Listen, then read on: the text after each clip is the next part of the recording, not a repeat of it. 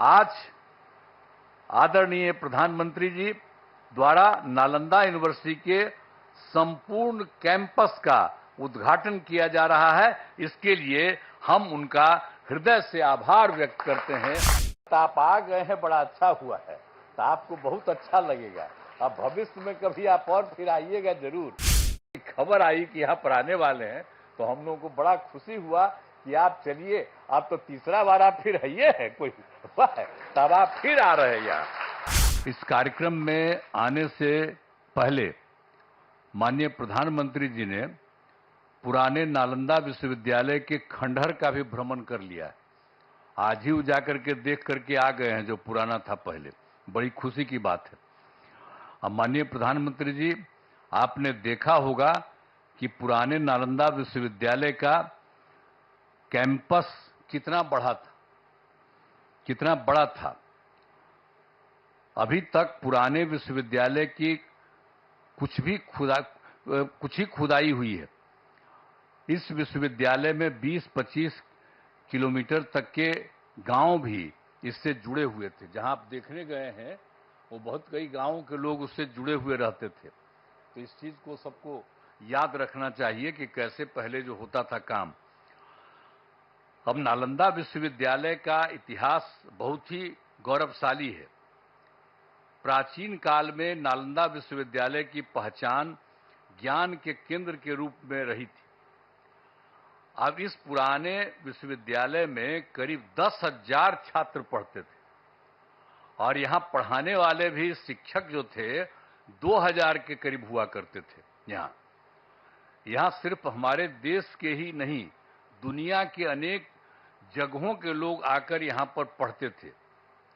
यहां पर China, Japan, Tibet, Sri Lanka और अन्य एशियाई देशों से छात्र पढ़ने आते थे। लेकिन दुर्भाग्यवश यह विश्वविद्यालय 1200 ईस्वी में नष्ट हो गया था। अब 2005 के 24 नवंबर से हम लोगों को काम करने का मौका मिला। तब से बिहार के विकास का काम हम लोगों ने शुरू किया। ये काम हम लोगों को उसी समय शुरू हुआ था।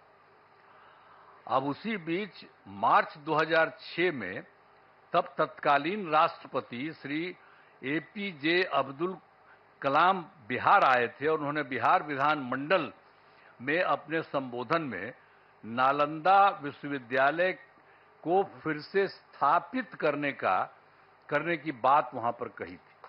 ये पहली बार वही व्यक्ति थे, वो आकर के देख लिए थे और जब वहां पर आए थे हम लोगों के यहाँ उस समय थे, और बाद में तो खैर वो रिटायर कर गए थे, लेकिन जब आए थे 6 में तो उन्होंने हम लोगों के विधान मंडल में, विधानसभा विधान परिषद सब में उन्होंने एड्रेस किया था और उसमें ही उन्होंने ये बात कही थी कि नालंदा विश्वविद्यालय को फिर से स्थापित किया जाना चाहिए। तब से हम लोगों ने नालंदा अंतर्राष्ट्रीय यूनिवर्सिटी स्थापित करने की पहल शुरू की। इस नए नालंदा विश्वविद्यालय को अंतर्राष्ट्रीय स्तर का बनाना था। इसके लिए हमने केंद्र सरकार से अनुरोध किया।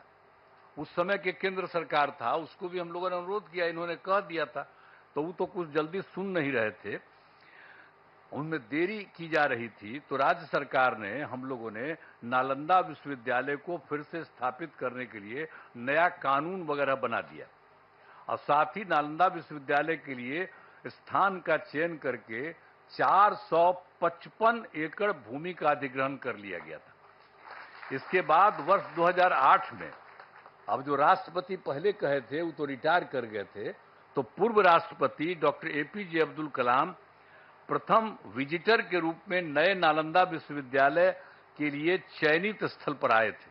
जब यहाँ काम शुरू किया जा रहा था तो वो भी फिर देखने आए थे 2008 में। तो इन सब चीजों को बता देना जरूरी है ताकि सब लोग जान लीजिए, पुरानी बातों को भी जान लीजिए, कैसे बना, किस तरह से बना, ये सब भी। और फिर 2010 वर्ष में हमारे अनुरोध पर नालंदा अंतर्राष्ट्रीय विश्वविद्यालय की स्थापना हेतु लोकसभा में बिल पारित किया गया।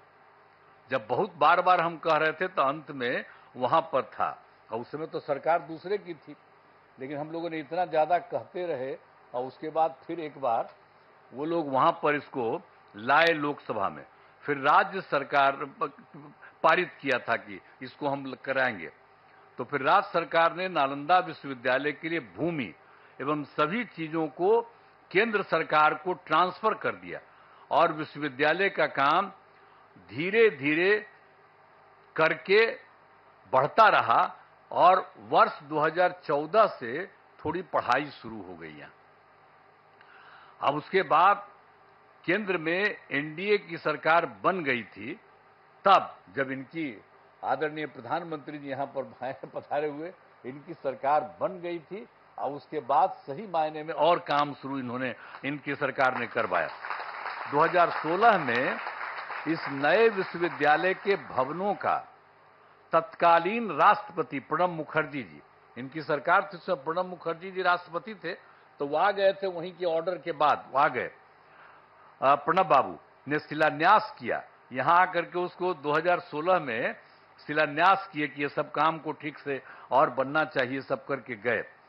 आज यह देखकर मुझे बड़ी खुशी हो रही है कि अब नालंदा यूनिवर्सिटी पूरी तरह से कार्यरत हो गया है। अब कितना बढ़िया बन गया, पहले से जो बन रहा था अब कितना अच्छा बन गया, कितना सुंदर बन गया। वर्तमान में यहाँ 17 देशों के 400 छात्र छात्राएं पढ़ाई कर रहे हैं। ये भी कितनी खुशी की बात है।